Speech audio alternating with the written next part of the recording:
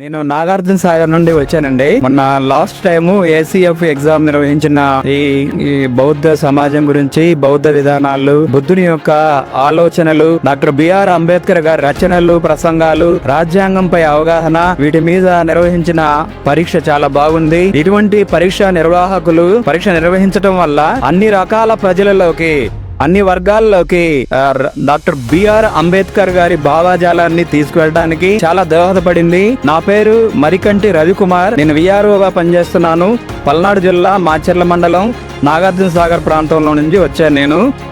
నేను last year exam కి, మొన్న ఏప్రిల్ ఎగ్జామ్ కి నాతో పాటు నలుగురిని తీసుకురాగలిగాను. ఈసారి రాబోయేటప్పుడు నాతో పాటు ఒక 10 మందినైనా తీసుకురాగలుగుతానని నేను ఖచ్చితంగా చెప్పగలను. ఈ ఎగ్జామ్ నిర్వహించటం చాలా ఖర్చుతో కూడుకున్న పని.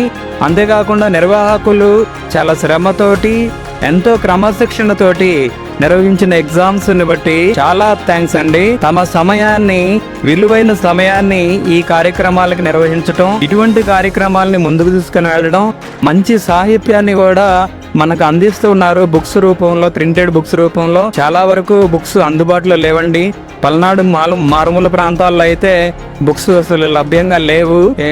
డాక్టర్ బిఆర్ అంబేద్కర్ గారి రచనలు 17 వాల్యూమ్స్ దాకా తెలుగు, ఇంగ్లీషు అటువంటి బుక్స్ అవైలబుల్ గా ఉంటే ఈ రోజు కూడా దొరుకుతాయని అనుకున్నాను నేను. ఏమైనా అవైలబుల్ గా ఉంటే మా ప్రాంతం వాటికి కనీసం అది అలవాల అగర్రాజు గారు రాసిన బుక్ బహుజన వారియర్స్, అది కూడా అందుబాటులో ఉంటే మాకు తెలియపరచగలరని కోరుతున్నాను. Thank you one and all.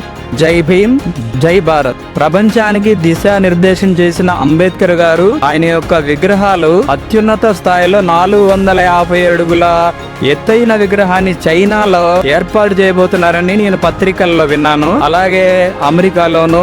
అయితే మన ప్రాంతాల్లో చిన్న చిన్న విగ్రహాలు పెడుతున్నారు. అయితే పార్టీలకు సంబంధించిన వ్యక్తుల్ని అత్యధికమైన డబ్బు చెల్లించి ప్రభుత్వ ప్రజాధనాన్ని, మనకు తెలుసు గుజరాత్ లో ఒక విగ్రహాన్ని పెట్టారు.